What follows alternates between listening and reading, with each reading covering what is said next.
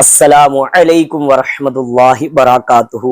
आज इंशाअल्लाह तबारक व तआला दुरूद शरीफ के जरिए कर्जे कैसे उतरते हैं और दुरूद शरीफ के क्या फजाइल है, अल्लाह ताला ने दुरूद पाक के ताल्लुक से क्या इरशाद फरमाया है। आज सारी चीजें इंशाअल्लाह सारे वाकयात कोशिश करूंगा आपको समझाने की, और ताकि दुरूद शरीफ के जरिए आपके कर्जे भी उतर जाए। देखिए, अल्लाह ताला ही सब चीजों का बनाने वाला है और सब चीज अता करने वाला है, लेकिन अल्लाह ने जो जरिया इख्तियार करने के लिए कहा है, अगर हम उसे इख्तियार कर ले, अपना ले, तो इंशाल्लाह कर्जे भी उतरेंगे, दुख दर्द भी, रंजो अलम भी दूर होंगे, घर की परेशानियां भी दूर होगी। तो दुरूद पाक के बेशुमार फजाइल है। आइए आज मैं आपको सबसे पहले तो कुरान पाक में अल्लाह तबारक व तआला ने जो दुरूद पाक के ताल्लुक से इरशाद फरमाया है वो सुनाता हूं। सूरतुल अहज़ाब आयत नंबर 56 में अल्लाह तबारक व तआला इरशाद फरमाता है, इन्नल्लाह व मलाइकतहु युसल्लूना अलन नबी या अय्युहल्लज़ीना आमनू सल्लु अलैहि व सल्लिमू तस्लीमा अल्लाहुम्मा सल्लि अला मुहम्मदिन मअदिनिल जुदी वल करम। तो देखिए, अल्लाह तबारक व तआला ने कुरान पाक में इरशाद फरमाया, जो आयत मैंने तिलावत की उसका तर्जुमा यह है कि बेशक अल्लाह ताला, यहां देखिए जो बेशक आता ना, इन्नल्लाह व मला, यानी इन्नल्लाह जो आया कि बेशक, यानी ताकीद के साथ फरमा रहा है कि बेशक अल्लाह ताला और उसके फरिश्ते दुरूद भेजते हैं। किस पर? नबी पर, प्यारे आका सल्लल्लाहु अलैहि वसल्लम पर दुरूद भेजते हैं। फिर अल्लाह ताला फरमा रहा आगे, या अय्युहल्लज़ीना आमनू सल्लु अलैहि व सल्लिमू तस्लीमा सल्लल्लाहु अलैहि वसल्लम। आप भी दुरूद पाक पढ़ ले। तो अब ईमान वालों से कह रहा है अल्लाह ताला, ए ईमान वालों, या अय्युहल्लज़ीना आमनू, ईमान वालों से खिताब है, किसी और से नहीं, गैर मुस्लिम से नहीं है, गैर ईमान वाले से नहीं है, बल्कि ईमान वाले से खिताब है कि ए ईमान वालों, इन्नल्लाह व मलाइकतहु युसल्लूना अलन नबी। यहां तो अल्लाह ने अपने बारे में और फरिश्तों के बारे में फरमाया कि फरिश्ते, यानी अल्लाह और फरिश्ते दुरूद भेजते। अल्लाह का दुरूद भेजना, अल्लाह की रहमत बरसना, और फरिश्तों का दुरूद भेजना, फरिश्ते दुआ के लिए कहना।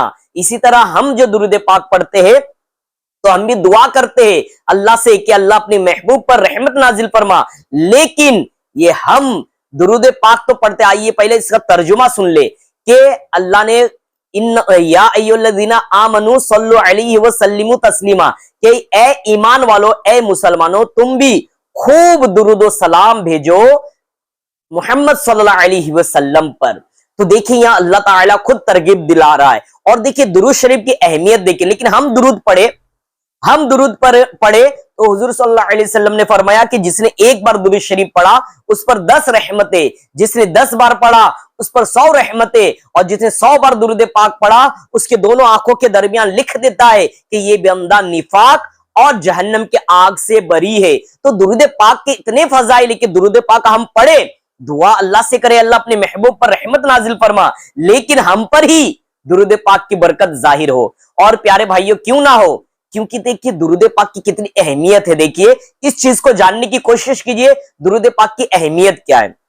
अब नमाज पढ़ते, नमाज में अगर कोई बंदा नमाज पढ़ते पढ़ते और पीछे से दूसरा शख्स आ जाए और वो अगर एक तस्बीह बढ़ा दे, यानी सुबहान रब्बिल आला इसलिए ज्यादा कर दे कि बाजू वाला ये सोचे कि भाई मैं तो लंबी नमाज पढ़ रहा हूं, ठीक है, तो ये बंदे को दिखावे के लिए अल्लाह की इबादत में इजाफा कर देना, इसे शिर्क असगर कहा गया है, यानी छोटा शिर्क कहा गया है। तो ये गुनाह है कि अल्लाह की इबादत में तुम जो है दूसरे को मतलब शामिल कर रहे हो कि दूसरा शख्स तुम्हारी जो तारीफ करे। लेकिन आपको बता दूं कि दुरूद पाक देखिए कि नमाज हम पढ़ते हैं, किसकी इबादत? अल्लाह की इबादत। दुरूद पाक हम पढ़ते हैं अल्लाह की इबादत, नमाज पढ़ते अल्लाह की इबादत करते हैं। लेकिन आप देखिए तो सही, अल्लाह की इबादत में नमाज में हम क्या पढ़ते हैं?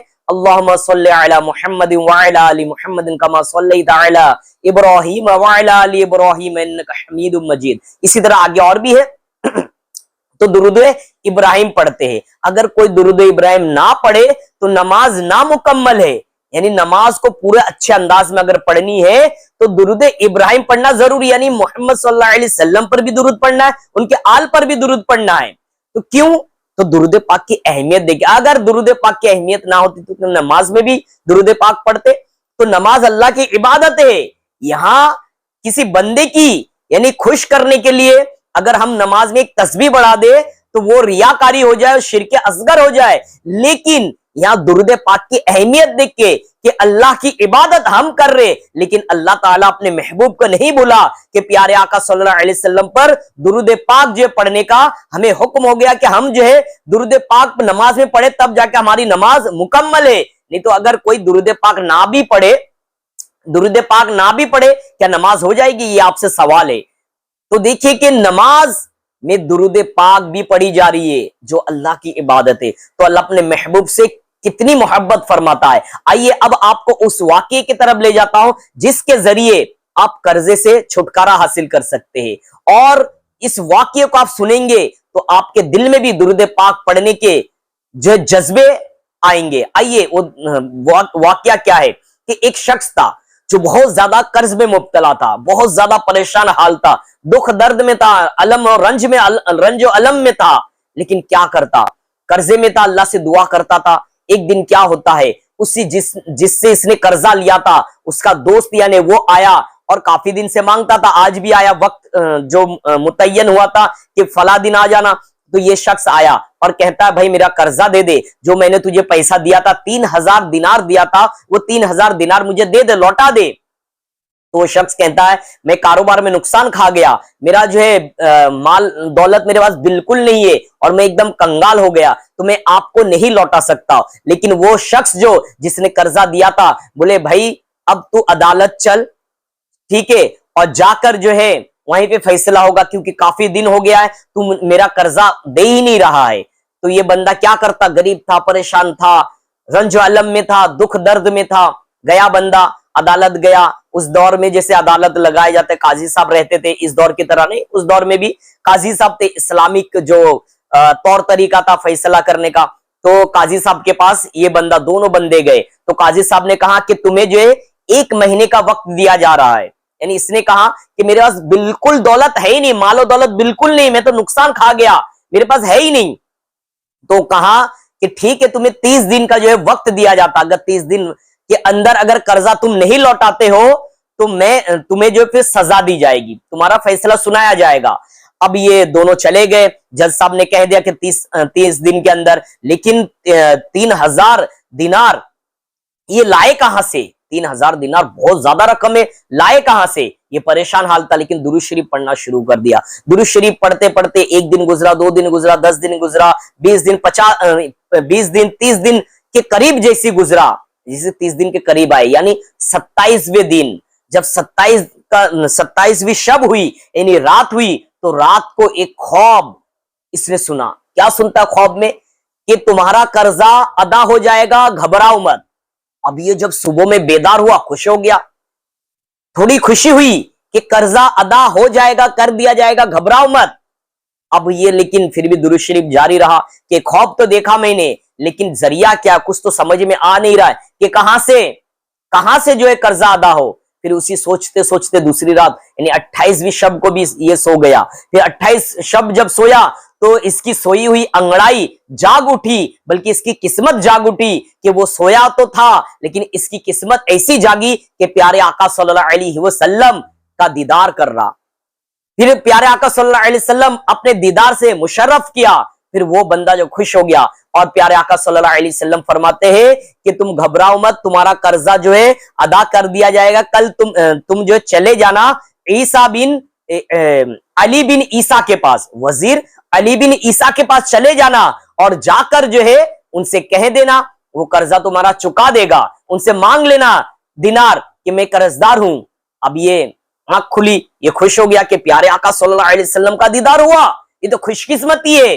तो इसे यकीन तो हो गया था कि कर्जा अदा हो जाएगा, लेकिन एक सोच थी कि अली बिन ईसा मुझे क्यों इतनी रकम देंगे, मेरे पास सबूत क्या है, मैं क्या बोलूं जाकर कि वो मुझे कर्जा दे देंगे। तो इसी सोच में थे। लेकिन 29वीं शब यानी जब 30वीं शब जो है 29वीं और 28 को तो ख्वाब देख चुके थे, 30वीं शब जब ये सोए, ये इसी सोच में थे कि क्या ऐसी मेरे पास सबूत है और क्या मैं बोलूं कि उनको अगर जाकर मैं बोल दूं प्यारे आका सल्लल्लाहु अलैहि वसल्लम ने फरमाया, तो क्या वो मुझे दे देंगे, मुझ पर यकीन कर लेंगे अली बिन ईसा।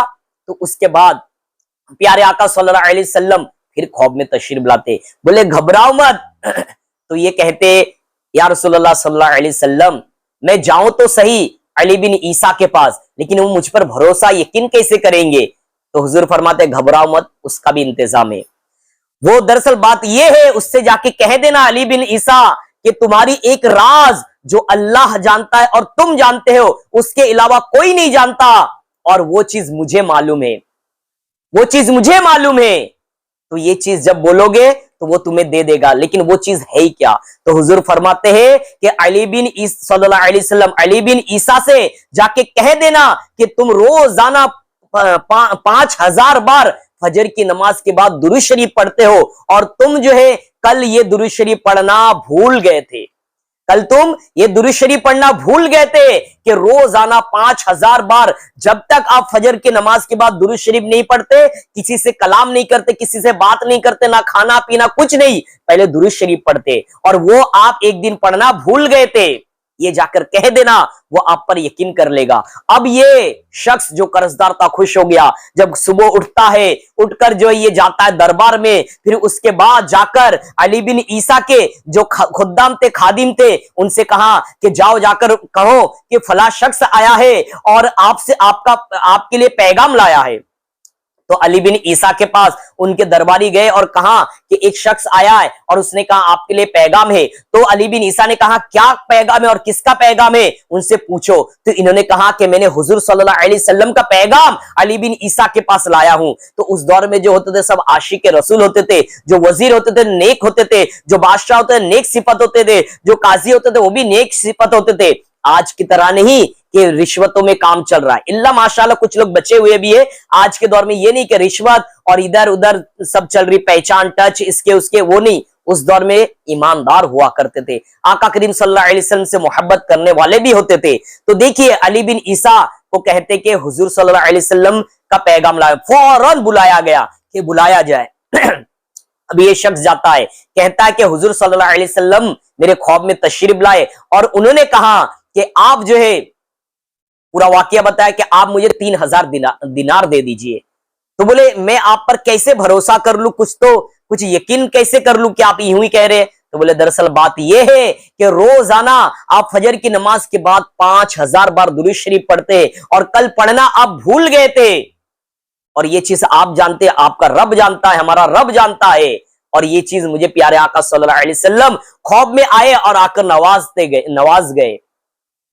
तो फिर उसके बाद ये शख्स खुश हो गया, कैसे कि अली बिन ईसा ने 3000 दिनार दिया और कहा ये जो प्यारे आका सल्लल्लाहु अलैहि वसल्लम ने फरमाया था वो है, और 3000 मेरी तरफ से तोहफा, और 3000 दिनार आप लो, इससे आप कारोबार करना और आप मुझसे वादा करके जाइए, जब भी आपको जरूरत पड़ेगी कोई चीज की आप मेरे पास फौरन आ जाएंगे। फिर इसके बाद ये शख्स वहां से जाता है, जाने के बाद जज के पास जाता है, 30वां दिन है, और जज के पास जाते साथ ही ये 3000 दिनार जो है उसे दे देता है जज को, और कहता है मेरा कर्जा अदा कर दीजिए। जज ताजुब कि अभी 1 महीने पहले तुम्हारे पास एक फूटी कौड़ी नहीं थी, लेकिन ये 3000 दिनार कहां से आ गए। तो जज परेशान है, वो उसका जो दोस्त जिसने कर्जा दिया था वो भी परेशान है कि माजरा क्या है, यानी जानबूझकर नहीं दे रहा था। एक जहन में आता ना कि इतनी दौलत कहां से आ गई अचानक।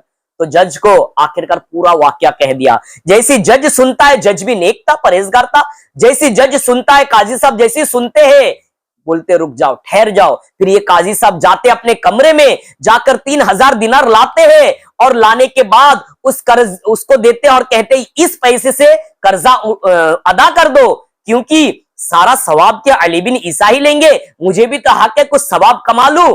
तो देखिए फिर उसके बाद जिसने कर्जा लेना था, यानी जिसने कर्जा दिया था, वो शख्स भी था, और कहता है कि जब आप लोग नेकी कमाने में मसरूफ हो तो मैं क्यों यहाँ पे पीछे रह जाओ, तो मैं भी अपना कर्जा माफ कर देता हूं।